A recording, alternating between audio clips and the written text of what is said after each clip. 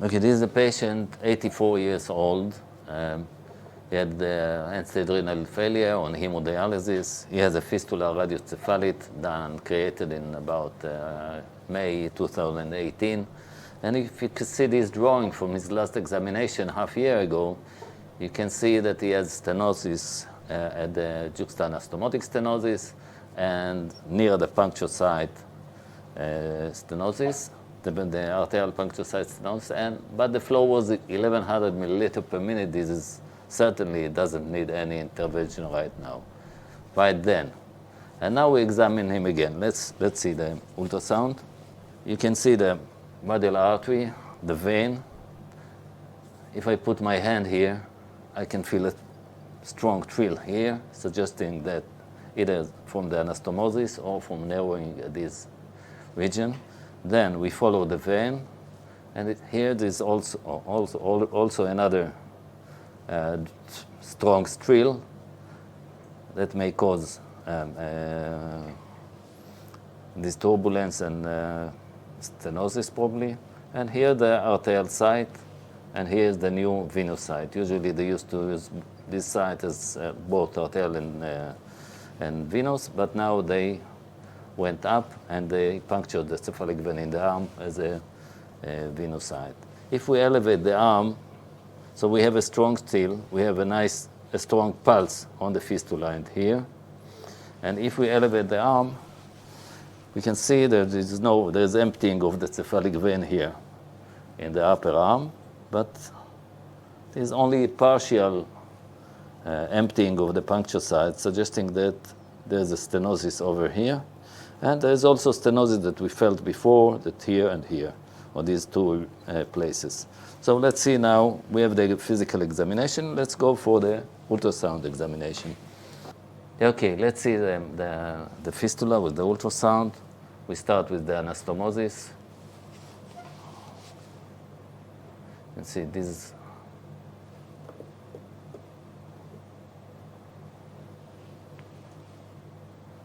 Let's change the preset to the right preset. This preset for fistula we use for this a very high velocity for the color Doppler and for the ultrasound, for the Doppler itself. And you can appreciate the high flow in the radial artery. It's a well-developed, well-dilated radial artery, and this is the stenosis actually. This is the anastomosis, this is the radial artery, and this is the confluence with the anastomosis to the cephalic vein. Now we change the position a little bit, and now we can get both of them.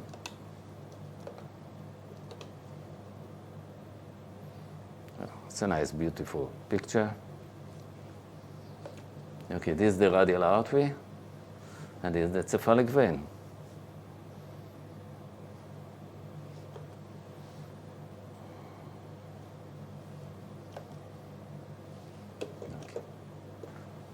Radial artery here, cephalic vein.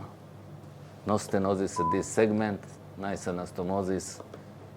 You can appreciate the grayscale in the ultrasound. It's fantastic. This is special transducer with a lot of piezoelectric crystals on it, and getting a very high quality of the picture. So let's follow the vein, and you can see now there's some kind of stenosis here. We can increase, if we increase the gain of the screen, you can see now there's area of intimalar hyperplasia in this region, causing about something, let's say 40 to 50% stenosis here. Okay, this is the stenosis. The velocity is about 4 meters per second, and we move. If we move the fistula upward, it's also the same. So we can appreciate this stenosis only if it's reduced the flow. So this is one area of stenosis. In my opinion, it's not significant. Let's follow the vein again. This is the area of stenosis. In transverse view, you can see this is the narrowing. All of this is intimal hyperplasia causing the stenosis. Okay, we go up again. And here another point, it's about 3 centimeters above the previous stenosis. You can see it's more significant stenosis, this one. Also, we go to the grayscale, we can see the intimal hyperplasia. It's very impressive here. In this side and the other side as well. You can measure the flow.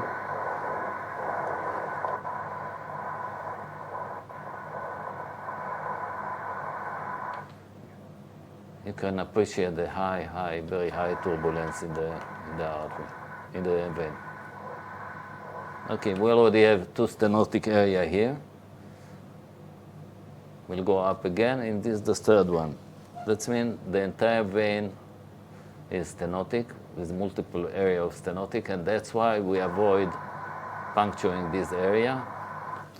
And we develop the arterial site above this area of stenosis here. So we are approaching now to the puncture site, venous puncture site. It was before venous and arterial site, but now it's only arterial site, and the venous site goes up nowadays here. So we follow again the vein. This is the arterial site. And here, between, actually near the elbow, at the level of the elbow, we can see another narrowing. Try to catch it. We need more gel for the transducer.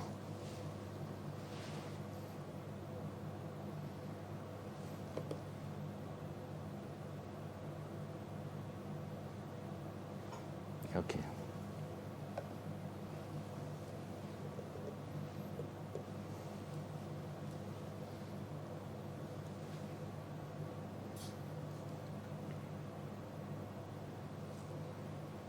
Okay, this is the area of stenosis here, the CV, cephalic vein. You can see all of this is intimal hyperplasia. It's so clear, it's so nice in this transducer, it's fantastic. Then we go up to the current arterial site, current venous site, which looks okay.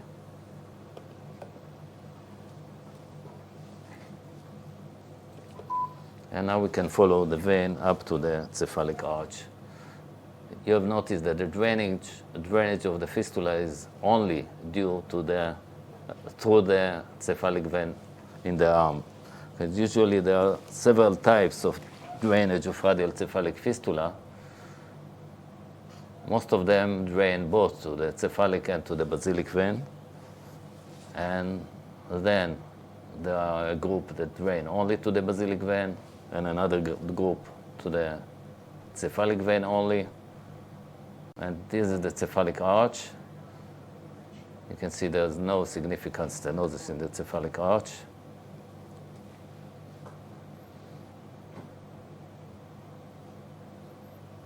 Okay, so let's measure the flow in the fistula. Measuring the flow is always in the mid-brachial artery.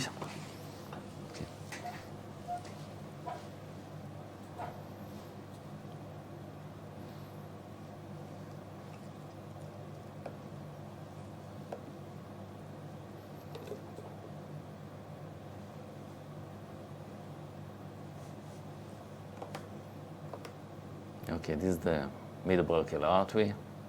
We correct the angle of the gate.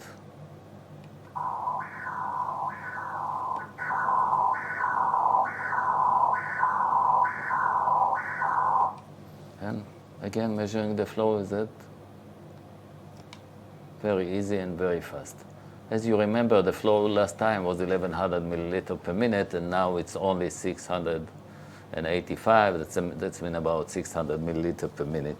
So it's very close to do an angioplasty of these lesions. I think we can wait a little bit more, but we definitely need to do that in the near future.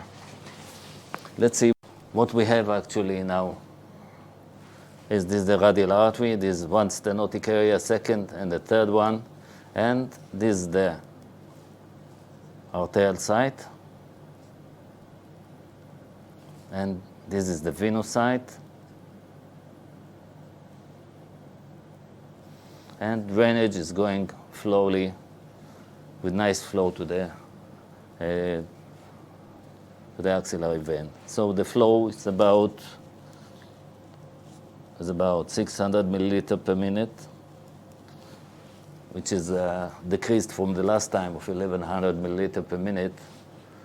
And we should consider in the near future to do angioplasty of these lesions, 1, 2, and 3.